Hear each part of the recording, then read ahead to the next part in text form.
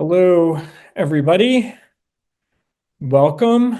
I am Maurice Samuels, the director of the Yale Program for the Study of Anti-Semitism, and it's my great pleasure to welcome you here today for this webinar with Professor Jonathan Judaken, the Gloria M. Goldstein Professor of Jewish History and Thought at Washington University in St. Louis. Jonathan is the author of a book that I admire greatly entitled Jean-Paul Sartre and the Jewish Question, Anti-Semitism and the Politics of the French Intellectual, published by the University of Nebraska Press in 2006.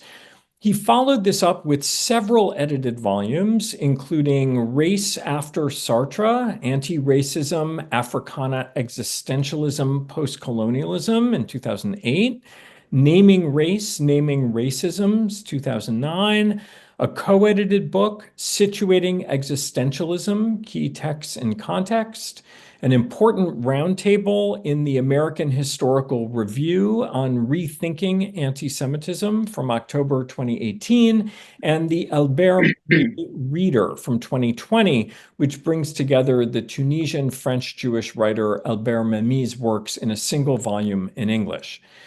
In addition to his scholarship, Jonathan has also been a strong advocate of the public humanities, and while he was a professor at Rhodes College, he hosted his own radio show, Counterpoint, aired monthly on WKNO-FM and NPR for the Mid-South, where he interviewed academics and intellectuals for 7 years.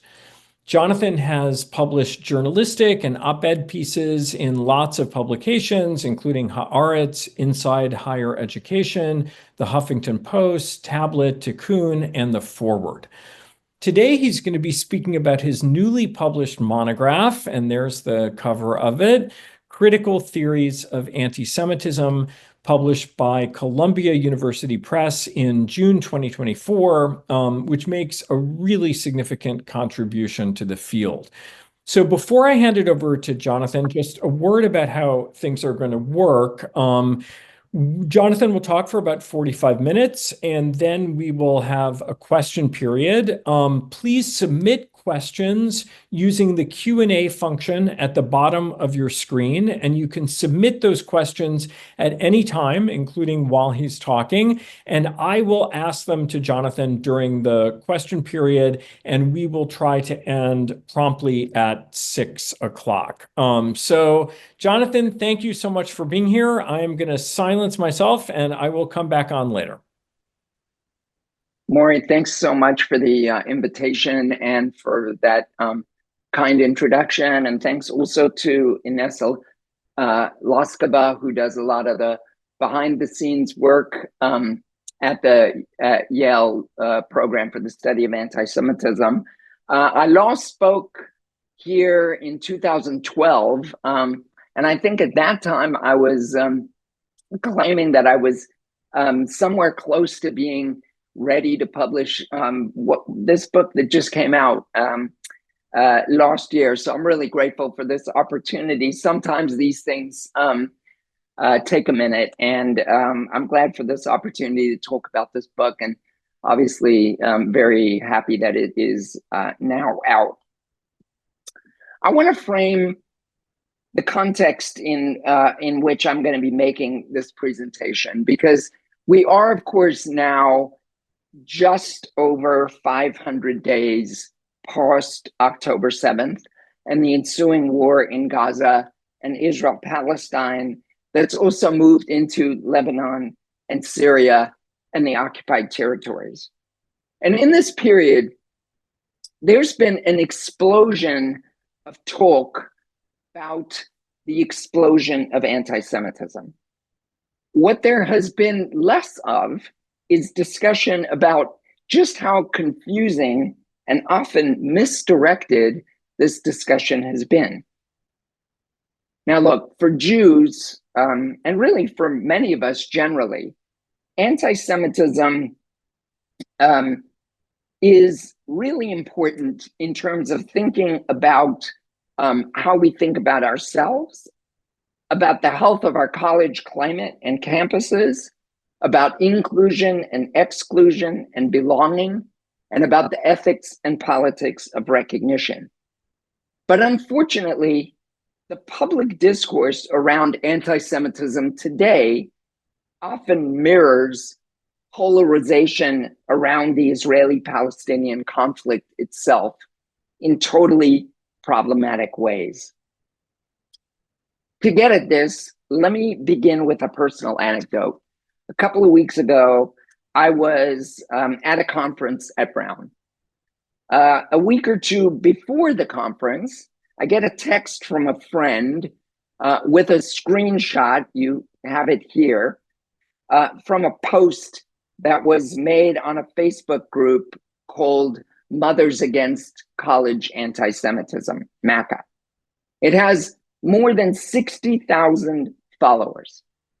And someone had tacked up a list of the scholars who were speaking at this conference at Brown University on the topic of non-Zionist Jewish traditions. Post reads, as you can see, from another post.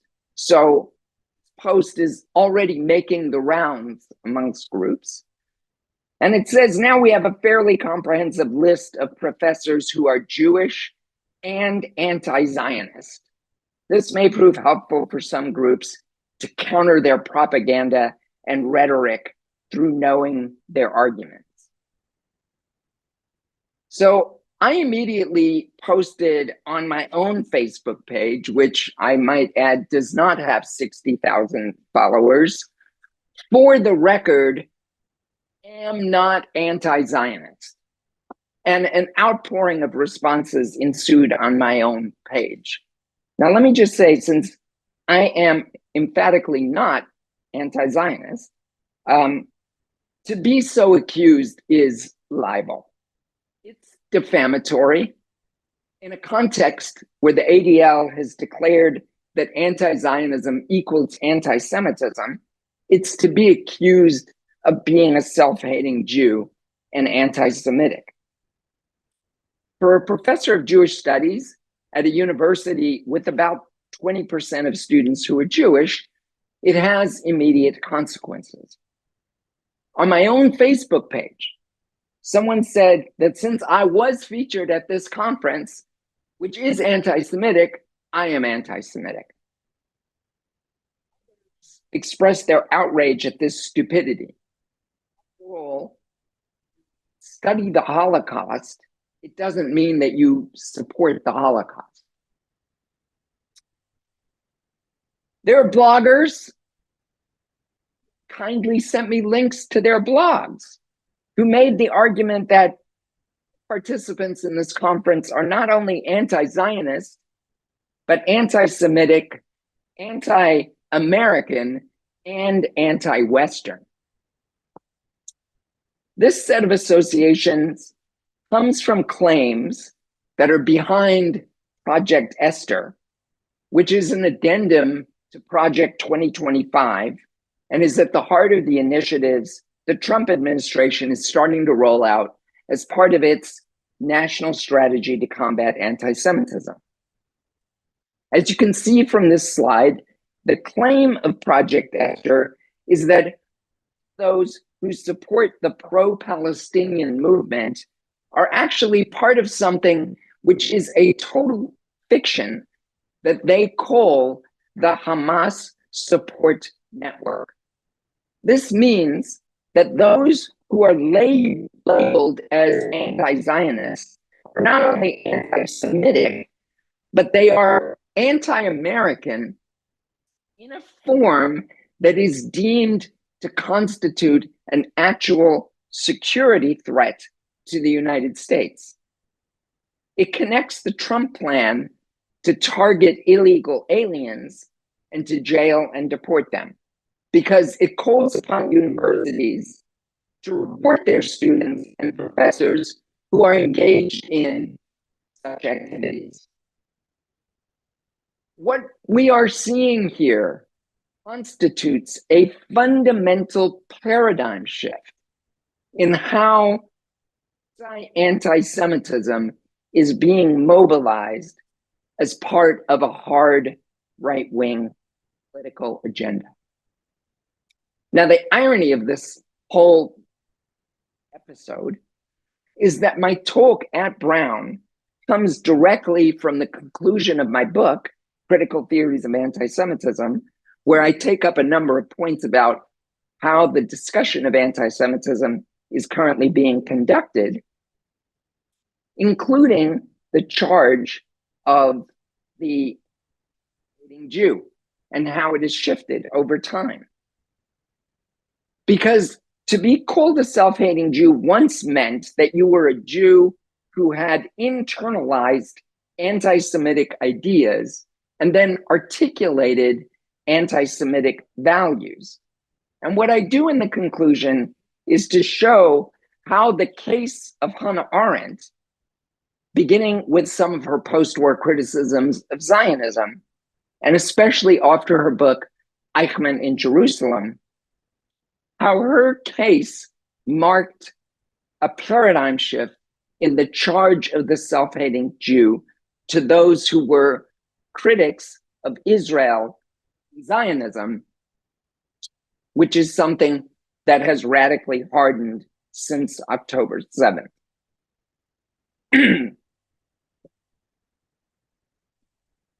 I begin with this anecdote because, like October 7th and its aftermath, which necessarily calls upon us to reflect on some of our fundamental ideas about Israel and Palestine. My book, Critical Theories of Anti-Semitism, asks us to think about how we think about anti-Semitism. In other words, I consider a set of meta questions, and I propose answers to those questions. How does one define anti-Semitism? Should the word be hyphenated? Can the term anti-Semitism, which was coined in order to distinguish racialized and politicized Judeophobia from religious anti-Judaism, can that word stand for the whole history of Jew hatred? Is hatred the core of anti-Semitism? Or is Judeophobia better understood in terms of ambivalence, a volatile combination of anxiety and awe, fear and fascination with Jews? Is ancient Judeophobia and medieval anti-Judaism animated by the same impulses as Nazi anti-Semitism? And how do these map onto anti-Zionism? How should we periodize Judeophobia? What accounts for its continuity? Is it unique in its persistence, severity, and consequences, differing substantially from Islamophobia or xenophobia, or what the anti-colonial theorist François Fanon called negrophobia? And how can social theory enable us to understand the upsurge in attacks on Jews today? I tackle these questions in the three key parts of the book. First, in the introduction, which is a challenge to the ways in which these questions are predominantly answered in the field of anti-Semitism studies. Second, in the 7 core chapters of the book, which constitute a history of the major theories and theorists and who have responded to these questions. And third, in the conclusion, where, as I've already said, I draw upon these theorists in order to tackle a number of the pressing problems of the present, like the charge of self-hating Jews, or that Jewish critics of Zionism are anti-Semitic. What I want to do in this talk is to tell you 3 more stories and offer one case study to give you an overview of what I explore in the book. The first story is about receiving the copy edits and then the page proofs for the book in the aftermath of October 7th and the ensuing war. Now, these are, of course, the final stages in publishing a book, the final opportunity to make changes. And when I received the edits and the page proofs, I was seized with an anxiety that a book that I had worked on for more than 20 years was actually being superseded by the present moment. I was worried that the new global discourse opposing Israel's response to October 7th constituted a new opening in the history of Judeophobia, as many people suggested. After all, according to the FBI, in the United States, hate crimes against Jews were up 63% in 2023, and hate crimes against Jews have long remained higher than hate crimes against any other group. So I was worried that my analysis did not hold up. And I was particularly worried about this with respect to the conclusion, which is where I assess some of the challenges of the present moment. For example, is globalization the prime cause of the huge uptick in anti-Jewish violence and hostile discourse about Jews since the start of the Second Intifada and following 9/11, as I maintain? Is this what accounts for the rise of militant jihadism, whether in the guise of Hamas, Hezbollah, Al-Qaeda, or ISIS, as well as the rise of white Christian nationalism that underpins MAGA America, but also hard right movements across Europe and in Israel? White Christian nationalists and militant jihadis are, after all, the 2 main groups who have directly enacted violence against Jews. And what about the left? Zionism. How have historians and theorists understood the relationship between anti-Zionism and anti-Semitism? And in the conclusion, part of what I do is explain, as I've already suggested is important in my opening remarks, why it is important not to simplistically accept the formula that anti-Zionism equals anti-Semitism, just as I explain why it's important not to accept the formula that Zionism equals racism. Taking on these questions, the argument of the final chapter is shaped by a concept that I draw from my teacher, Jacques Derrida, in his analysis of the war on terror. The war on terror, Derrida argued, just after 9/11, was what he called an auto-immunitary process. By this, Derrida meant that the war on terror creates the very conditions that it aims to end. For example, the war on terror justified the war in Iraq, which in turn generated ISIS from the ashes of Al-Qaeda. In the concluding chapter, I applied the idea of the auto-immunitary process to analyzing both important theorists of anti-racism and anti-Semitism, maintaining that both could end up stoking precisely the conditions that they sought to preempt, whether this was decolonial theorists or the new anti-Semitism theorists. Now, I didn't say this directly in the book, but I do think that my analysis holds up. After all, what Hamas did on October 7th was torn from the pages of ISIS. Terrorism as a weapon of war involving mass rape, caging of children, and the taking of hundreds of hostages into underground tunnels. This ostensible effort at the liberation for Palestinians could not but result in massive harm to the Palestinian people. This is an auto-immunitary process.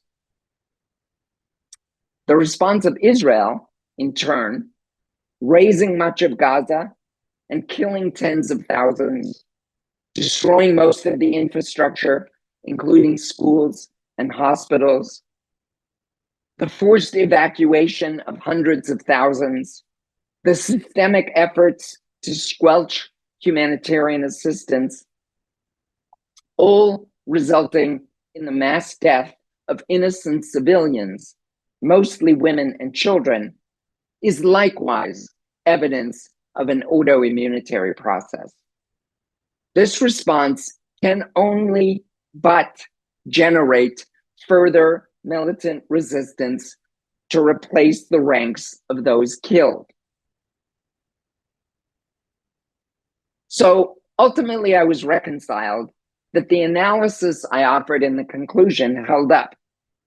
The binaries and reductions that result in claims that Zionism equals racism or that anti-Zionism equals anti-Semitism flatten often complicated and ambiguous situations, turning these situations that belong on a spectrum into or white versus them calculus. Indeed, I showed how such views, like those articulated by the decolonial theorist Horia Boutelja or philosopher Alain Badiou, could lead some anti-racists to reiterate Judeophobic discourse, just as some anti-Semitism could actually help to stoke anti-Semitism rather than help dampen it. This is an auto-immunitary process in effect, if not in intent.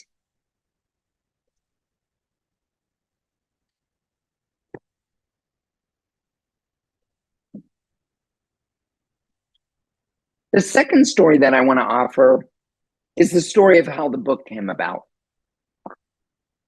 So I've already told you that I didn't hastily write this as a response to the present moment. Its origins actually came about when I was in Israel, just after finishing my dissertation, which became my first book on Jean-Paul Sartre and the Jewish question. I'd been at Hebrew University for a year, and despite coming close to getting a job, nothing had come through for me. My fellowship was soon expiring. My wife and I were contemplating our future, talking about maybe we would go and live on a kibbutz for a year. A few of those who were my mentors at Hebrew University suggested that I put together a proposal for another fellowship, even though they said there was very little chance that I would get it. And I wrote up a proposal that at the time was called Theorizing Anti-Semitism. That may have been the title of the talk that I gave at Yale in 2012. And it sketched out the contours of what became the central chapters of this book. One day, when I went to visit the secretary of Hebrew University to get help from him to defer payment on my student loans, he started to tell me the biblical story of Saul, who goes looking for the donkeys and is given the keys to the kingdom. This was his very Israeli way of explaining that he had just received notice that I had been given a second-year fellowship to stay at Hebrew U. So we left Israel in 1999, halcyon days, when the promises of Oslo seemed as if they would usher in peace in Israel-Palestine. This was followed by the Second Intifada in September 2000, and then 9/11 a year later. In other words, the world in which I had begun thinking about anti-Semitism was fundamentally shifting. I was by then teaching at University of Memphis. At University of Memphis, Memphis is not unlike where I grew up in South Africa. It's also a post-apartheid city coming to terms with its racist past. I was then often in dialogue with folks in the philosophy department at University of Memphis, like Robert Bernasconi, who were developing what he called the critical philosophy of race. This is a project to rethink philosophy via its role in the history of racism, and to rethink the canon of philosophy, drawing upon critical race theorists. And I was drawn into these discussions, and the book is a continuation of those discussions, hopefully bringing critical discussions of anti-Semitism into conversation with critical race theorizing. By 2008, I published my first important intervention in the field of anti-Semitism studies, which was an article that was titled, "So What's New? Rethinking the New Anti-Semitism in a Global Age." It was a genealogy of how the notion of the so-called new anti-Semitism was constructed in a series of books from 1968, just following the Six-Day War and the student uprisings in France in May 1968. First by French scholar Leon Poliakov, and then by the heads of the ADL at the time in 1974, just following the Yom Kippur War.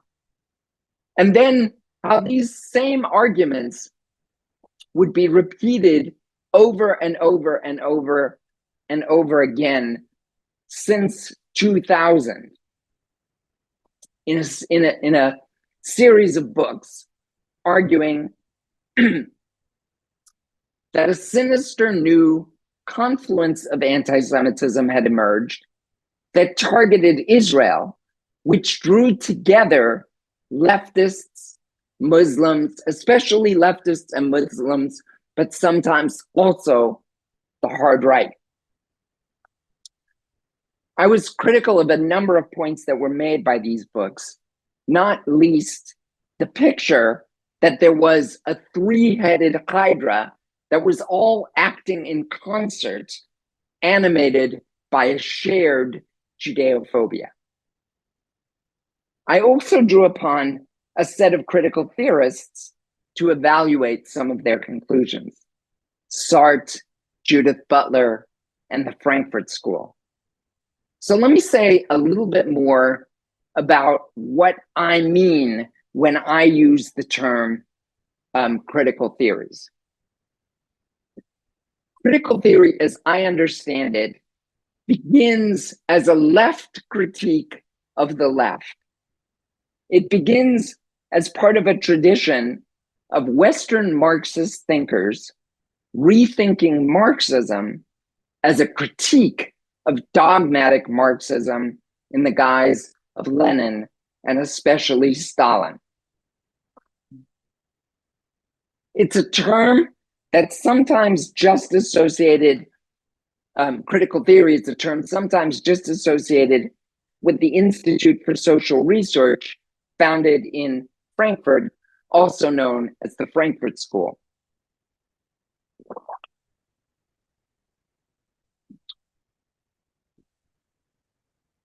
I use the term, however, in a much expanded sense, articulated by Amy Allen, the editor of the series New Directions in Critical Theory, of which my book is a part. To quote Allen, one way to think about critical theory is that it includes any politically inflicted form of cultural, social, or political theory that has critical, progressive, or emancipatory aims, including feminist, queer, race, and post and decolonial theory, along with theory influenced by French post-structuralism. I also use critical theories of anti-Semitism in a second sense, which is based on my own overview of the history of studies of anti-Semitism, which we historians call the historiography of the field. I've shown that prior to the 1930s, which is also when the term racism was first used extensively.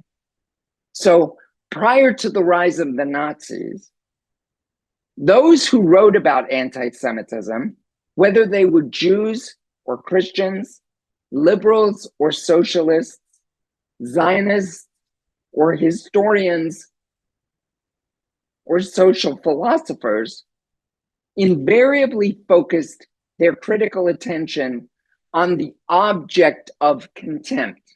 That is, they focused on Jews and how they needed to change for anti-Jewish ostracism to end.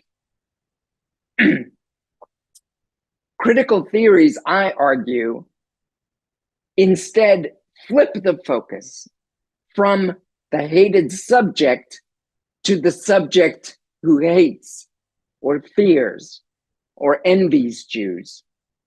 Critical theories focus on explaining the underlying mechanisms of anti-Semitism. By the time of my law sabbatical in 2018, I had written versions of the 7 core chapters of the book, but they only focused on how the critical theorists, the philosophers, sociologists, and historians that I discussed, how they understood anti-Semitism.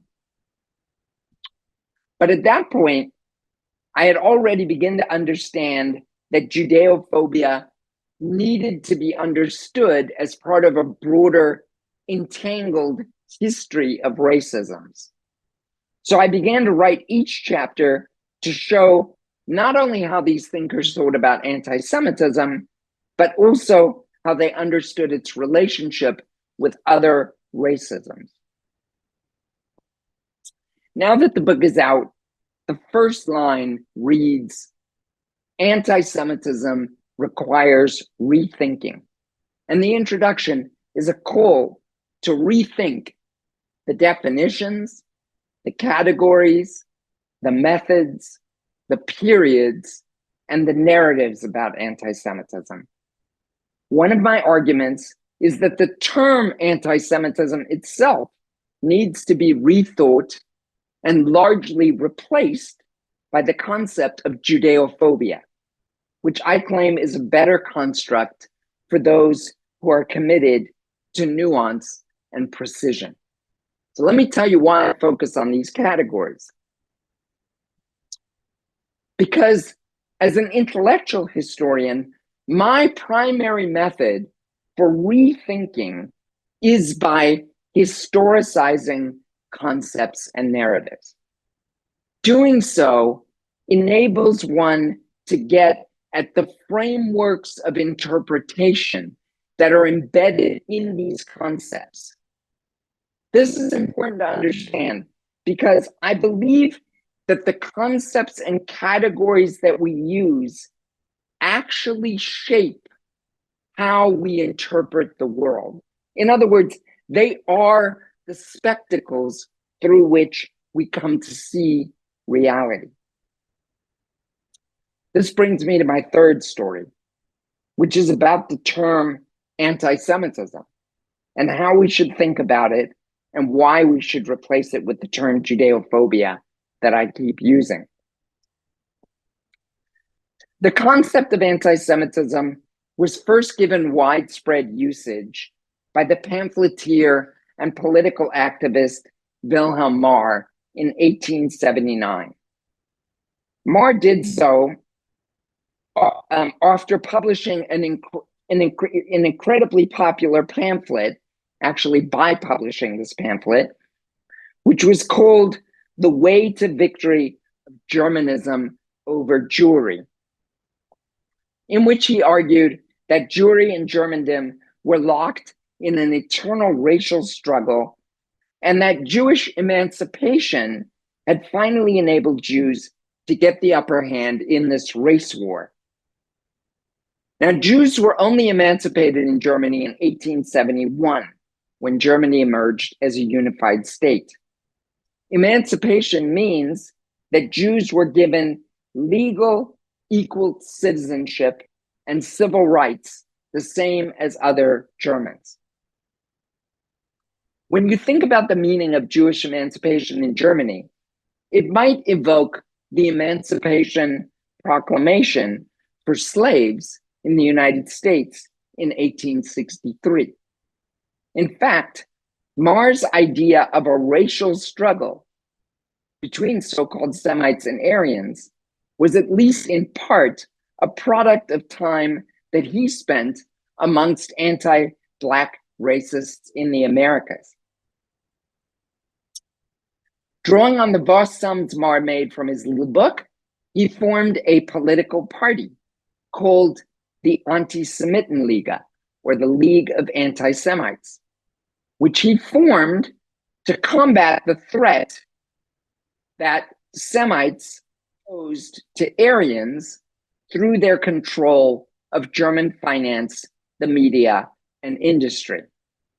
In other words, when Marr popularized the term, anti-Semitism meant a modern, politicized, racialized, programmatic response to curtail Jewish emancipation. In this sense, it was not unlike Jim Crow racism that developed in response to African American emancipation in the United States.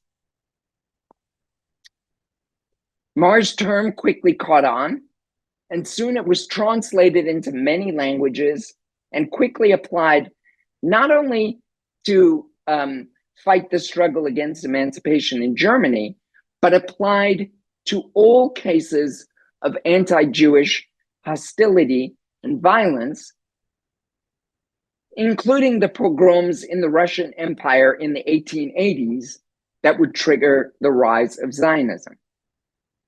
With the first histories of anti-Semitism written around the beginnings of the Dreyfus Affair in France at the end of the 19th century, anti-Semitism was being used as a term to cover the experience of Jews in the ancient and medieval world, as well as instances of stereotyping, prejudice, discrimination, racism, and soon genocide against Jews.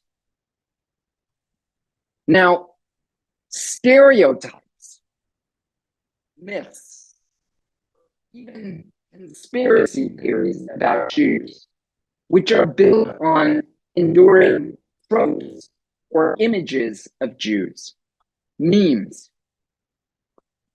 is not the same thing as prejudices, which is how these myths might become internalized and shape either conscious or oftentimes unconscious bias.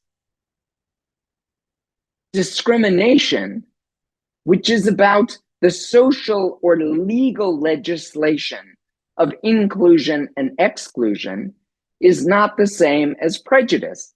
Prejudice is about individual attitudes. Discrimination is about social structures. You can have discrimination without racism, which has its own history, a history that I can't pause now to discuss, but the history of the concept of race, within that history, Judeophobia has played an absolutely central role, since it's a term that emerges in the immediate aftermath of the Spanish Inquisition, which targeted not only Jews, but also Muslims, just in the context of Spain becoming the great European colonial power, the rise of the slave trade, and then the development of modern nationalism and modern imperial rule. None of these processes are the same thing as genocide or systematic mass killing intended to eliminate a whole group or people. One of the things that one of my colleagues has noted about my work is that I'm really attuned to which is that the more that we use a word, oftentimes the less that we know what it means. And the most controversial words are often those that need the most defining, because the controversy about them is often about the fact that they have come to mean different things at the same time. I would say that this is true of the term genocide, that has been centered in recent discussions of the war in Gaza. And I would certainly say that this is also the case when it comes to anti-Semitism. For this reason, I argue that except when we are talking about the period from Wilhelm Marr to the Nazis, that is, from the 1880s to the 1940s, we should try not to use the word anti-Semitism. And I propose that the word Judeophobia is a better general term to use for three main reasons. Number one, because it doesn't just roll off the tongue. It's not a familiar word. And so it requires you to think about what you mean when you use it. Secondly, because Judeophobia more readily links to the concept of Islamophobia or xenophobia or negrophobia, and therefore the entanglement of Judeophobia with these other racisms, or what Memi calls these other forms of heterophobia, becomes more clear. And third, because Judeophobia lends itself to periodization in ways that anti-Semitism does not. In fact, the term anti-Semitism, given the history that I've already articulated to you, lends itself to what Hannah Arendt called eternalist narratives, which is the claim that everywhere Jews have lived, they have been hated and targeted, which is actually what anti-Semites argue, if you think about it. So in making my argument for new terms to name this history, I also argue against some key narratives that have come to shape how we think about anti-Semitism, especially what I call exceptionalist or uniqueness narratives. That is, the argument that anti-Semitism is fundamentally different from anti-Black racism or Islamophobia or xenophobia.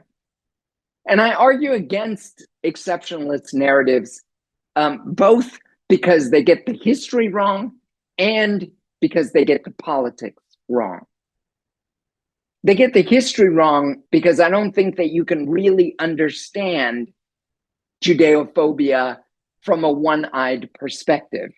For example, you can't really understand the history of Jews in America if all that you do is to look at anti-Jewish discourse in America and the history of discrimination against Jews, since that does not really allow you to understand the history of Jewish success in the United States. It doesn't help you to understand something like James Baldwin's short, brilliant analysis, which is called Negroes Are Anti-Semitic Because They Are Anti-White. That's just one example of the ways in which the American context is one example of the ways in which we need entangled histories, not exceptionalist histories.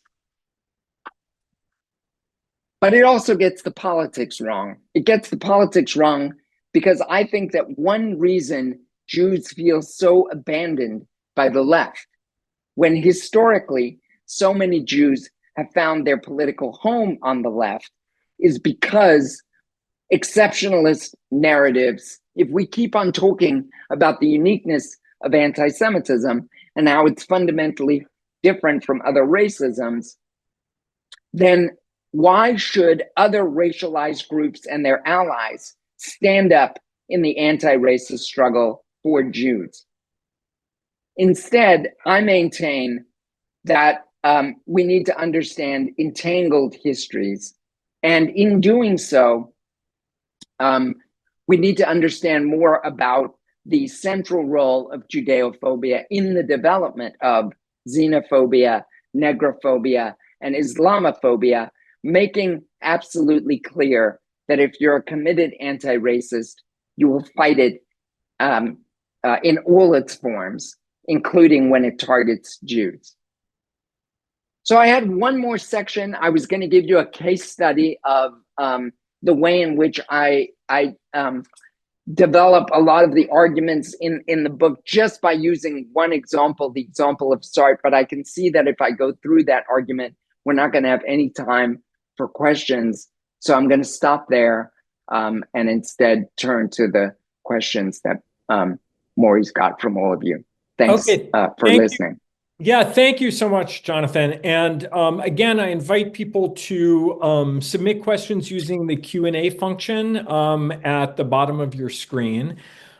First question, you sort of answered right at the end, but I think it's one of the key ones that comes out of your talk, which is, many people are, I would say, disappointed, and this is something I hear a lot running an anti-Semitism program, that the program, and if I look at who's listening right now, it's mostly Jews, and it's how do we draw people, non-Jews, to be interested in the study of anti-Semitism? What do you think are the obstacles? And you kind of started to answer it at the end, I think, with your concept of, talking more about entangled racisms. But I'm wondering, specifically, getting people who are interested in critical race studies on campus, getting, anti-Semitism is really left out of those conversations, which was not the case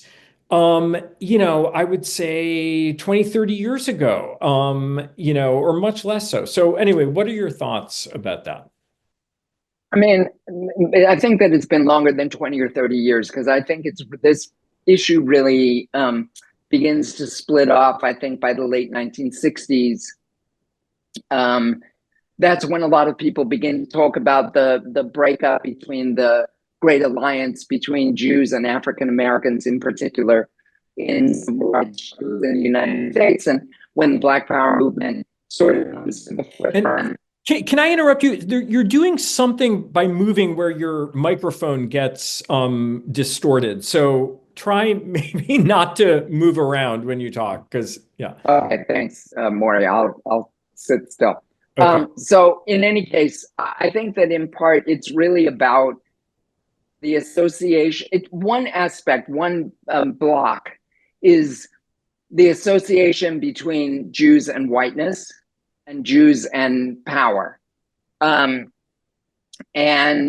obviously the place of Israel within all of that, and the Israeli-Palestinian conflict in particular. And I would say kind of two things about that. One is it's frustrating that it is the case that whether it's the history of anti-Black racism or the history of Islamophobia or other racisms, scholars of those topics tend to focus only on that is the group of their interests, Blacks or Hispanics or Asians or Muslims, whatever the case may be, right? And a significant aspect of what I'm calling for is a need to understand the entanglement of these histories. And I think that if we understand that entanglement in a deeper kind of way, it will be harder for people for racialized groups coming from one perspective not to recognize the history of the racialization of Jews, their subordination, their oppression, their persecution historically, right? Mm-hmm. And then the other thing is what all of this means when applied to Israel. And it's just an extremely difficult nut to crack for a lot of Jews when organizations like B'Tselem, for example, the Human Rights Watch group, issues a report arguing that Israel is an apartheid state, and it's followed by similar kinds of arguments from Human Rights Watch and other rights organizations. So recognizing and understanding in a deeper kind of way those sorts of arguments is in part what has to for shift to take place so that we can begin to see the process of the racialization of groups and what they mean in relationship to one another and in relationship to broader formations. And that's part of the work that scholars of anti-Semitism themselves need to be doing. That's a big part of who I'm speaking to, but I'm also speaking to other scholars of other racisms to say that we need to be in dialogue and conversation. And have you gotten a response from scholars of other forms of racism? Have they been willing to engage with your work? I mean, it's early days yet. It's hard to get a sense of what that means. No, there has not been an outpouring of response on that front, and I could, give some concrete examples of that, but I won't. But that's the gambit of the book, and that is part of what I'm trying to do. Okay, so a couple questions have come in on the concept of Judeophobia, and what it maybe doesn't quite get at. And I think, for some people, that implies a kind of hostility to the religion and not necessarily to the Jewish people. I think that's a question, which is also a criticism that I've definitely heard for people working on Islamophobia, that's not actually a great term either, when a lot of the prejudice is really against, people from the Middle East, not necessarily against Islam as a religion. So that term doesn't do that. So I'm going to read what one of the people wrote in. Does the term Judeophobia represent well enough another side of anti-Jewish thought and action that seeks to use the Jewish problem, in quotes, as a mechanism to divert a population from recognition of its intrinsic social problems, leaving them vulnerable to exploitation by radical and manipulative leaders? So that's the idea that, anti-Semitism kind of gets at mystification, the socialism of fools idea, that Judeophobia maybe as a term doesn't. I don't know. What do you think about that? Yeah. So, all of these terms are imperfect and imprecise and require significant sort of development in terms of it. I'm less actually interested in simply definitions than I am in what are the general frameworks of interpretation that enable us to understand the social phenomenon. And really the heart of the book, and it's sad that I didn't get to give you one case study, but the heart of the book is each of the theorists that I look at represents a paradigm, and there are 7 of them that I'm arguing are the underlying paradigm for explaining the social phenomenon more generally, right? So all terms are imperfect. The term Judeophobia is imperfect. I already indicated 3 reasons why I think it's superior as an overarching term to anti-Semitism. I just want to say one more, which is that it does point to. So first of all, I don't think that the argument about Judeophobia somehow points more to religion rather than to the people is a very strong argument. Maybe it's stronger when it comes to Islamophobia. But it's the phobia part that's actually kind of important to me, because that points to what are the underlying emotions that are drivers here. And one of my key arguments is it's not really hatred.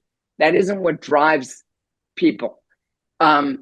Phobia points to fear and anxiety. Anxiety in particular is a really important notion.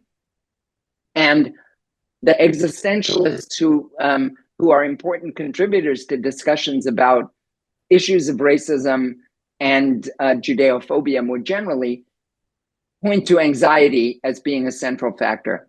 Those people who follow from Freud's insights focus in on envy and resentment as being the underlying emotional driver. And then anxiety, fear, envy, resentment can end up generating anger and frustration that end up being rationalized. And when they become rationalized as a form of anger, that transforms into hatred. Just like when I've gone to see a therapist about anger issues, they've told me anger is a secondary emotion. Mm-hmm. Okay? So I think that Judeophobia it's a better term for a number of different reasons. The key thing that we've got to zero in on is all of these terms really do embed an underlying explanatory framework. And the underlying explanatory framework at work in anti-Semitism itself is really problematic as a way to understand the phenomenon. So part of what I'm suggesting is we need a much expanded vocabulary for talking about and naming these issues. Let's say in a similar way to what's emerged out of gender studies, where we now today have this complicated, nuanced palette of terms that my own queer daughter can grow up with to name her desire and her relationship to her gender. And my gambit is this is part of what scholars have to offer to these discussions, and that in doing so, we can help have an emancipatory impact on the way that we talk about these issues. Yeah, I think it makes for a more difficult acronym for our program. So for right now, I'm not going to adopt it. Okay, one last question, if you'll bear with us. We're out of time, but I do want to ask one more question from the audience, which I think is very important. So why do we need to drop the idea that anti-Semitism is unique? For instance, it doesn't quite follow that arguing that anti-Black racism is unique means it can't be put into dialogue with other forms of racism and discrimination.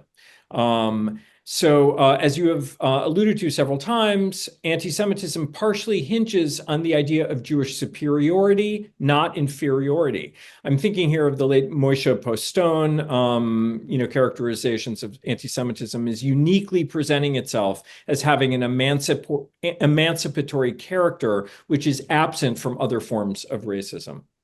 Right, because you're punching up and fighting power, right? Yeah, so obviously, I think that it's the case that each of these histories have features that are specific to them. I'm not saying that we ought not to focus on that. Of course we should.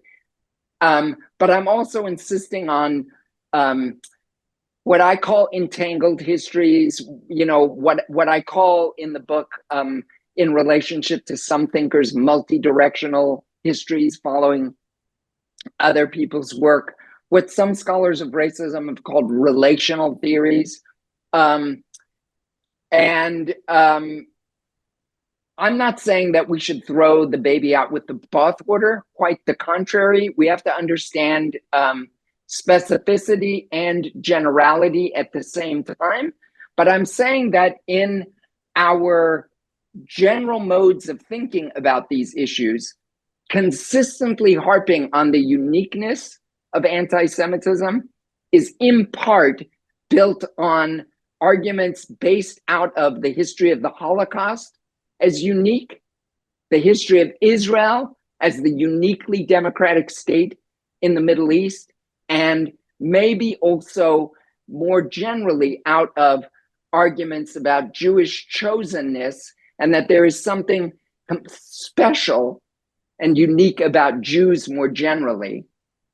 And part of what I want to do is say, when it comes to understanding these social phenomena, actually that way of thinking about these things interferes with our ability to accurately understand the phenomena itself. Mm-hmm. Okay, I feel like we could go on all night. This is such a rich, vein of concepts to explore. So I encourage everyone to get your book. Thank you all for coming. Thank you, Jonathan. I'm sure, as I say, like you can't hear everyone clapping, but people are even writing in to say thank you so much. So thank you for joining us tonight. And I encourage everyone here, if you're not already signed up for the mailing list for the Yale program for the study of anti-Semitism, you can do so on our website. And we have several more exciting programs planned for this semester and others in the works. So thank you, Jonathan, and good night, everybody.